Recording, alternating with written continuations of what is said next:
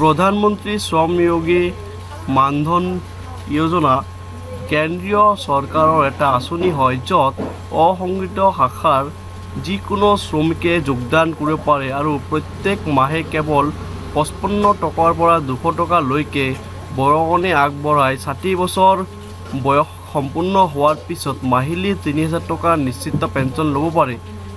এই ভিডিঅ'টোত মই আপোনালোকক এই যোজনাটোৰ বিষয়ে ডিটেইলছত কম আৰু লগতে আপুনি ইয়াৰ বাবে কেনেকৈ অনলাইন যোগে আবেদন কৰিব পাৰিব এই সকলোবোৰ মই কম। তাৰ আগতে হেল্ল' ভিউৱাৰ্ছ, মই বিশ্বজিত দাস আৰু আপোনালোকে চাই আছে অনলাইন কৰ্ণাৰ। আহক ভিডিঅ'টো আৰম্ভ কৰোঁ। ভিডিঅ'টোৰ ডেছক্ৰিপশ্যনত মই আপোনালোকক এটা লিংক দিছোঁ। যেতিয়া আপুনি তাত ক্লিক কৰিব তেতিয়া আপোনালোকৰ ওচৰত এনেকুৱা এটা ৱেবছাইট খোল খাব। আপোনালোকে ইয়াত চাব পাৰে বৰ্তমান সময়লৈকে ইয়াত 43,91,004জন লোকে এই আঁচনিটোত এনৰোল কৰিছে আৰু এই আঁচনিটোত যদি আপোনালোকে অধিক তথ্য চাবলৈ বিচাৰে তেতিয়াহ'লে আপোনালোকে এই তলত থকা ডিটেইলছত ক্লিক কৰি দিব। ইয়াত আপোনালোকে চাব পাৰে অসংগঠিত শ্ৰমিকসকলে ইয়াৰ কাৰণে এপ্লাই কৰিব পাৰে যাৰ বয়স 18 পৰা 40 বছৰ হ'ব লাগিব আৰু তেওঁৰ ইনকাম মাহিলী 15,000 বা তাতকৈ তলত হ'ব লাগিব। আৰু ইয়াতে চাওক, যিসকলে সংগঠিত হৈ আছে বা টেক্স পেয়াৰ হয় তেওঁলোকে এই আঁচনিটোৰ সুবিধা ল'ব নোৱাৰিব। ইয়াতে চাওক দিয়া আছে শ্ৰমিকৰ লগত আধাৰ কাৰ্ড আৰু ছেভিংছ বেংক একাউণ্ট থকাটো জৰুৰী।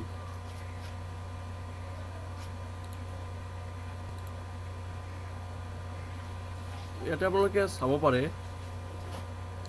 ইয়াত গেৰাণ্টেড 3000 টকাৰ মাহিলী পেঞ্চন পাব 60 বছৰ হোৱাৰ পিছত। আপোনালোকে চাওক বেনিফিটত ইয়াতে আপোনাৰ দিয়া আছে ছাবস্ক্ৰাইবাৰ 60 বছৰৰ আগত মৃত্যু হ'লে তেওঁৰ ঘৈণীয়েকে বিচাৰিলে কণ্টিনিউ কৰিব পাৰে আৰু নহ'লে গোটেইখিনি টকা ইণ্টাৰেষ্টৰ সৈতে ঘূৰাই ল'ব পাৰিব। ইয়াৰ লগত আঁচনিটোৰ আৰম্ভ কৰাৰ পিছত কোনোবাই যদি বন্ধ কৰিব বিচাৰে গোটেইখিনি টকাৰ সৈতে ইণ্টাৰেষ্টৰ সৈতে তেওঁলোকে ঘূৰাই পাব।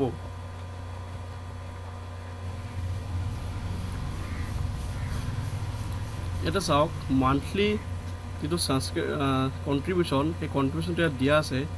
ইয়াত কিমান বয়সৰ লোকে প্ৰতি মাহে কিমান টকা আদায় দিব লাগিব এই সকলোবোৰ তথ্য আছে। চাওক, ছাপ'জ আপোনাৰ বয়স যদি এতিয়া 22 বছৰ হয় তেতিয়াহ'লে আপুনি মান্থলি 68 টকা দিব লাগিব আৰু আপোনালোকে চৰকাৰৰ পৰা মান্থলি 68 টকা দিব আৰু আপোনাৰ প্ৰতিমাহে জমা হ'ব 136 টকা।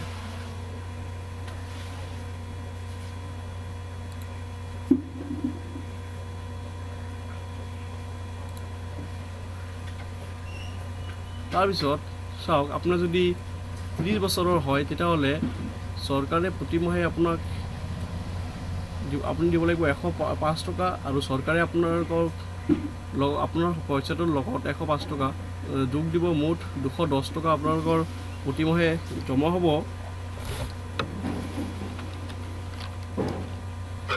ইয়াৰ পিছত আপুনি যদি অনলাইন এপ্লাই কৰিব বিচাৰে তেতিয়াহ'লে আপোনালোকে কি কৰিব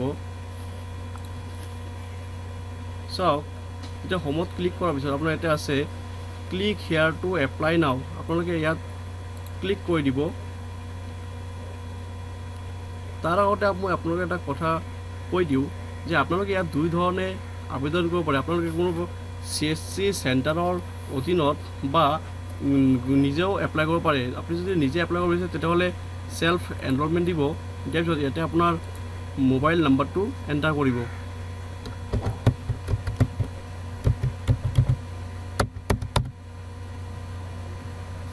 এণ্টাৰ কৰাৰ পিছত আপুনি ইয়াক প্ৰচিড কৰি দিব। প্ৰচিড কৰাৰ পিছত ইয়াতে আপোনাৰ চাওক, আপোনাৰ নামটো এণ্টাৰ কৰিব। যিটো নাম আপোনাৰ আধাৰ কাৰ্ডত আছে সেই নামটো আপুনি এণ্টাৰ কৰিব। ইয়াৰ পিছত আপুনি আপোনাৰ ইমেইল আইডিটো দিব পাৰে। মই মোৰ নিজৰ ইমেইল আইডিটো ইয়াত এণ্টাৰ কৰিছোঁ।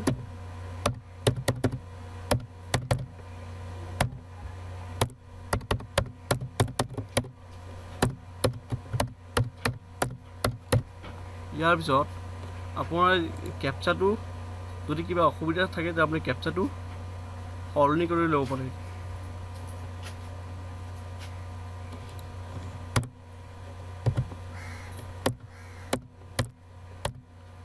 কেপচাটো এণ্টাৰ কৰাৰ পিছত আপুনি ইয়াতে জেনেৰেট OTPত ক্লিক কৰি দিব। চাওক লোডিং হৈছে। তাৰপিছত ইয়াতে মোৰ চাওক এটা OTP এটা আহিব আপোনাৰ মোবাইল। সেই OTPটো আপুনি এণ্টাৰ কৰিব লাগিব।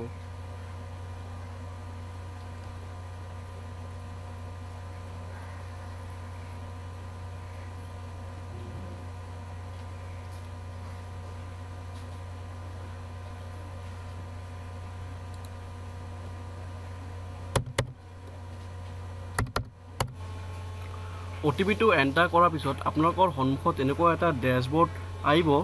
তাৰপিছত আপোনালোকে কি কৰিব, চাওক লিখা আছে এনৰোলমেণ্টত ক্লিক কৰাৰ পিছত লিখা আছে চাওক প্ৰধানমন্ত্ৰী শ্ৰমযোগী মনধন যোজনা, ইয়াত আপোনালোকে ক্লিক কৰি দিব। তাৰপিছত ইয়াতে চাওক ছাবস্ক্ৰাইবাৰ আধাৰ, আপোনাৰ আধাৰ কাৰ্ডৰ নাম্বাৰটো দিব। তাৰপিছত আপোনাৰ নামটো লিখিব, আধাৰ কাৰ্ডৰ যিটো নাম আছে সেইটো নামটো দিব। তাৰপিছত আপোনাৰ যিটো মোবাইল নম্বৰটো এণ্টাৰ কৰিব। এণ্টাৰ কৰাৰ পিছত আপোনালোকৰ যিটো ইমেইল আইডি এণ্টাৰ কৰিব। ইমেইল আইডি এণ্টাৰ কৰাৰ পিছত আপোনালোকৰ ডেট অফ বাৰ্থ যিটো আধাৰত আছে সেইটো আপোনালোকে এণ্টাৰ কৰিব। তাৰপিছত আপুনি জেণ্ডাৰ মেল নে ফিমেল যিটো হয় সেইটো আপুনি ক্লিক কৰিব। তাৰপিছত আপুনি আপোনাৰ ষ্টেটটো চুজ কৰিব। ষ্টেটটো আপোনাৰ ডিষ্ট্ৰিক্ট দিব, আপুনি যিটো ডিষ্ট্ৰিক্টৰ হয়। তাৰপিছত আপুনি কি কৰিব, আপোনাৰ যিটো পিনক'ডটো এণ্টাৰ কৰিব। পিনক'ডটো এণ্টাৰ কৰাৰ পিছত আপুনি এইটো অপশ্যন চাওক, ইয়াতে do you belongs to north eastern region, আপুনি উত্তৰ প্ৰদেশ হয় নেকি, যদি হয় তেতিয়াহ'লে য়েছ কৰি দিব। য়েছ কৰাৰ পিছত এতিয়া আপোনাৰ কেটেগৰী আছে, কেটেগৰীটো আপোনাৰ চাওক SC ST OBC জেনেৰেল, আপুনি যিটো হয় সেইটো আপোনালোকে ক্লিক কৰি দিব। তাৰপিছত আপোনালোকে চাওক অকুপেশ্যন আছে, আপোনাৰ যিটো অকুপেশ্যন হয় সেইটো আপুনি অকুপেশ্যনটো আপোনালোকে ক্লিক কৰি ল'ব। অকুপেশ্যনটো ক্লিক কৰাৰ পিছত এই তলত দুটা অপশ্যন আছে, এই দুটা অপশ্যন আপোনালোকে ন' কৰি দিব। ন' কৰাৰ পিছত তলত চাওক ইয়াতে লিখা আছে I hereby agree that I have no' objection, এইখিনি যে লিখা আছে ইয়াতে আপুনি এনেকৈ ক্লিক কৰিব। তাৰপিছত আপুনি ইয়াক ছাবমিটত ক্লিক কৰাৰ পিছত আপোনালোকৰ ডিটেইলছখিনি ইয়াতে আহি যাব। তাৰপিছত আপোনালোকে কি ক'ব, চাওক ইয়াতে জেনেৰেট OTP ইয়াত ক্লিক কৰি দিব। তাৰপিছত আপোনাৰ মোবাইলত এটা OTP এটা আহিব।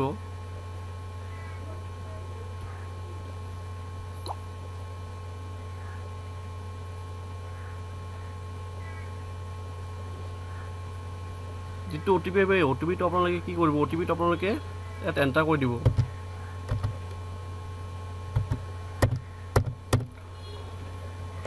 OTPটো এণ্টাৰ কৰাৰ পিছত OTPটো আপোনালোকে ভেৰিফাই কৰিব।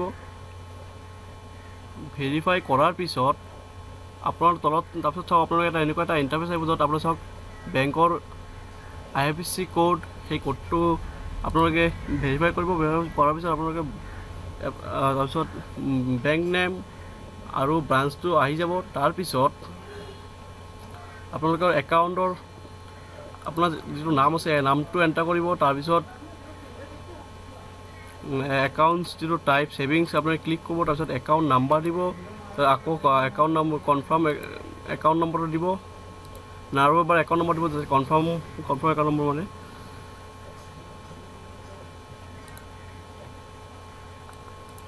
তাৰপিছত ইয়াৰ পিছত আপোনালোকে ইয়াত IFSC কোডটো দি ভেৰিফাই কৰিব। তাৰপিছত আপোনালোকৰ বেংক নেম আৰু ব্ৰাঞ্চটো আহি যাব। তাৰপিছত আপোনালোকে আপোনাৰ নামটো লিখিব।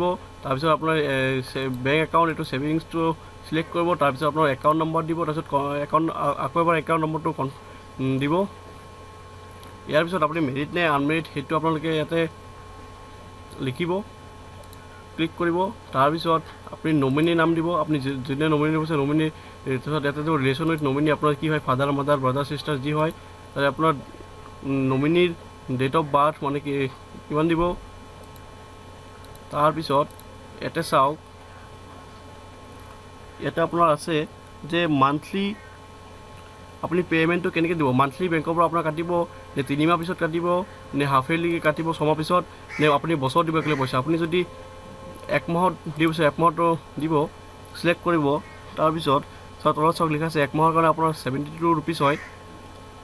সাপোজ মোৰ কাৰণে হ'ব, কাৰণ মোৰ বয়স এতিয়া বয়সৰ অনুসৰি। তাতে ইয়াতে আপোনালোকে ক্লিক কৰিব। তাৰপিছত এতিয়া তলত তাৰপিছত ছাবমিট এণ্ড প্ৰচিড তাতে আপোনালোকে ক্লিক কৰি দিব। ইয়াৰ পিছত আপোনালোকৰ সন্মুখত এনেকুৱা এটা ইণ্টাৰফেচ আহিব, য'ত তাৰপিছত চাওক লিখা আছে আপোনাৰ ডিটেইলছখিনি আহিব। তলত আহিব চাওক প্ৰিণ্ট মেণ্ডেড ফৰ্ম। আপোনালোকে ইয়াত ক্লিক কৰাৰ পিছত আপোনালোকৰ ওচৰত এনেকুৱা এটা এপ্লিকেশ্যন কাম মেণ্ডেড ফৰ্ম আহিব। এই ফৰ্মটো আপোনালোকে প্ৰিণ্ট কৰিব লাগিব। প্ৰিণ্ট কৰাৰ পিছত ইয়াতে আপোনালোকৰ চাওক তলত আপোনাৰ নিজৰ নাম দিয়া আছে। নিজৰ নামটোত আপোনালোকে কি কৰিব লাগিব, তলত চাইন কৰিব। চাইন কৰাৰ পিছত প্ৰিণ্ট কৰি চাইন কৰাৰ পিছত আপোনালোকে এইটো আপলোড দিব লাগিব।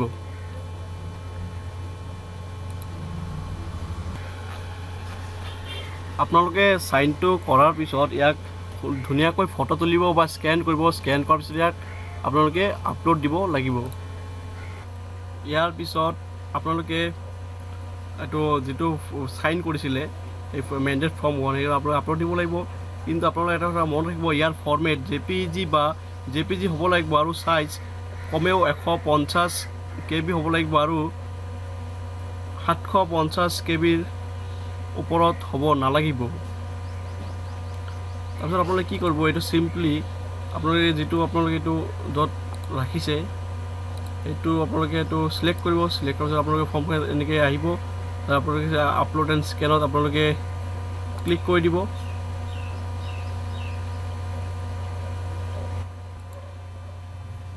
ইয়াৰ পিছত চাওক ইয়াতে যিটো মাহিলী বৰঙণি সেইটো আপোনালোকে আগবঢ়াব লাগিব। মোৰ ক্ষেত্ৰত এইটো চাওক মোৰ যিটো বয়সৰ সীমা ক্ষেত্ৰত মই 72 টকা দিব লাগিব। এইটো প্ৰথমতে আপোনালোকে অনলাইন যোগে এইটো আপোনালোকে পে' কৰিব লাগিব। প্ৰথমে আপোনালোকে নিজে পে'মেণ্ট কৰিব লাগিব আৰু পিছত পৰ্যায়ত তেওঁলোকে প্ৰতিমাহে বেংকৰ পৰা অট'মেটিকেলি কাটি ল'ব। ইয়াৰ বাবে আপোনালোকে কি কৰিব, দুটা অপশ্যন চাওক, পে' ইউজিং পে' ইউ মানি আৰু পে' ইউজিং ইমেট্ৰ'। মই পে' ইউজিং পে' ইউ মানিত ক্লিক কৰিছোঁ। চাওক ক্লিক কৰাৰ পিছত আপোনালোকে চাওক লিখা তলত ক্লিক টু প্ৰচিড পে'মেণ্ট, ইয়াতে আপোনালোকে ক্লিক কৰি দিব। ক্লিক কৰাৰ পিছত এটা আপোনালোকে বহু ধৰণৰ আপুনি অপশ্যন পাব, ক্ৰেডিট কাৰ্ড, ডেবিট কাৰ্ড, সেই অপশ্যন। তাৰপিছত আপোনালোকে স্কেন এণ্ড পে' আপোনালোকে ইয়াতে স্কেন কৰি পে'মেণ্ট কৰিব পাৰে। তাৰপিছত আপোনালোকে ইয়াতে নেট বেংকিঙৰ জৰিয়তে দিব পাৰে। আপোনালোকে চাওক ইয়াতে UPI অপশ্যন, আপোনালোকে UPI কৰি আপোনালোকে পে'মেণ্ট কৰিব পাৰে। তাৰপিছত আপোনালোকে ইয়াতে পে'মেণ্টটো কৰিব। আপোনাৰ পে'মেণ্ট ছাকচেছফুল হোৱাৰ পিছত বাকী প্ৰতিমাহে আপোনাৰ বেংক একাউণ্টৰ পৰা টকা অট'মেটিকেলি কাটি থাকিব। কিন্তু ইয়াৰ বাবে আপোনালোকে আপোনাৰ বেংকত পৰ্যাপ্ত পৰিমাণে টকা ৰাখিব লাগিব। পে' হোৱাৰ পিছত ইয়াতেই আপোনালোকে কাৰ্ড ডাউনলোডৰ অপশ্যন পাব আৰু ইয়াতে আপোনালোকে প্ৰধানমন্ত্ৰী শ্ৰমযোগী মানধনৰ কাৰ্ডটো ডাউনলোড কৰিব পাৰিব। তো বন্ধুসকল, ভিডিঅ'টো ভাল লাগিলে লাইক, কমেণ্ট আৰু শ্বেয়াৰ কৰি দিব। আৰু আপোনালোকে যদি এতিয়ালৈকে চেনেলটো মোৰ ছাবস্ক্ৰাইব কৰা নাই তেতিয়াহ'লে চেনেলটো ছাবস্ক্ৰাইব কৰি দিব।